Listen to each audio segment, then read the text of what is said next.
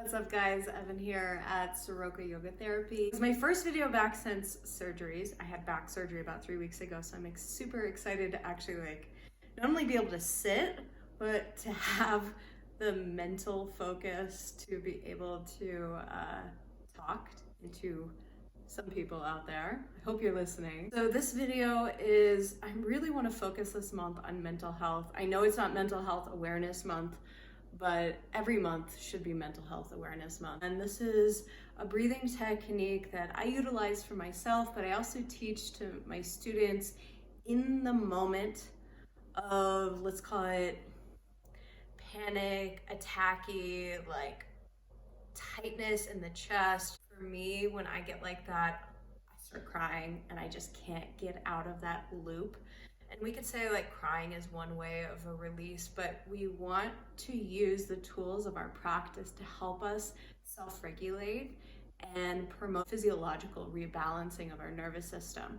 So the breath is a really helpful way of doing this. However, when you're in the moment of an intense fight or flight response, we call this acute stress, it's really hard to breathe with ease. And I say it all the time, the way that you breathe is indicative of what's going on in the mind. So if our mind is chaotic, our breath is going to be chaotic. But if we can change our breath, we can change our mind. But if we're in this moment of intense stress, whether it's crying, you're freaking out, it's really hard to breathe. It's uncomfortable to breathe. So this is a strategy that you can implement, and there are a few different ways you can do it, but I'm going to give you like a baseline idea. It's like they call it a ladder breath, really. Let me just back up a second. It's called ladder breathing, and it is exactly the way it sounds. There's all these rungs to a ladder.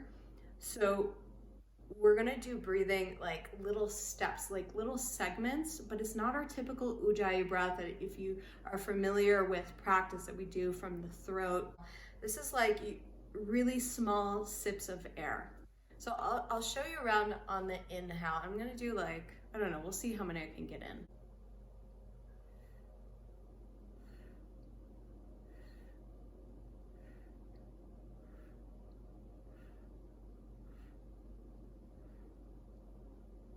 And now I'm going to do the same on the exhale. That was about 8, so I'll try to do the same.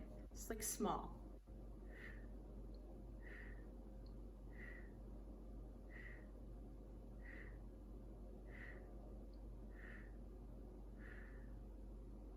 And the inhale again. Why don't you do it with me? You'll feel it better that way.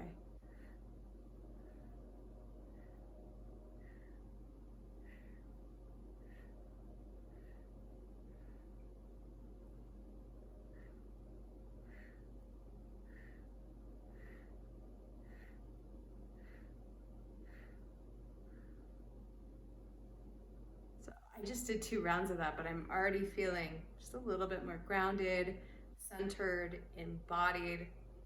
Focusing on both the inhale and exhale really is helpful. However, if you're in the midst of a panic attack or something similar, you might just focus on the inhale initially because it's slightly stimulating. That actually helps to downregulate if you are experiencing an acute stress response, and then maybe work towards the stagnated exhale. I was doing about 8 of them, but you want to feel it. Like you're going to feel the tightness when you're experiencing that kind of response of stress.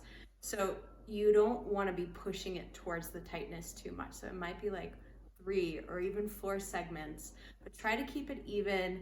Put a timer on for 5 minutes and see if you can help get yourself out of whatever it is that you're experiencing, because it's a biological survival response, right? But stress is both real and it is also perceived. So even if we've got tons of stuff going on and it's, it's legit to be worried, it's legit to be fearful, that when we can balance the body's responses, this allows our mind, our true, this is our, I want to say the true mind, this is our intellect, to perceive what is real versus what is false. And it's really a feeling more than a thought. So I hope that's of service to you. If you like this video, go ahead and subscribe to Soroka Yoga Therapy. From my heart to yours, thank you.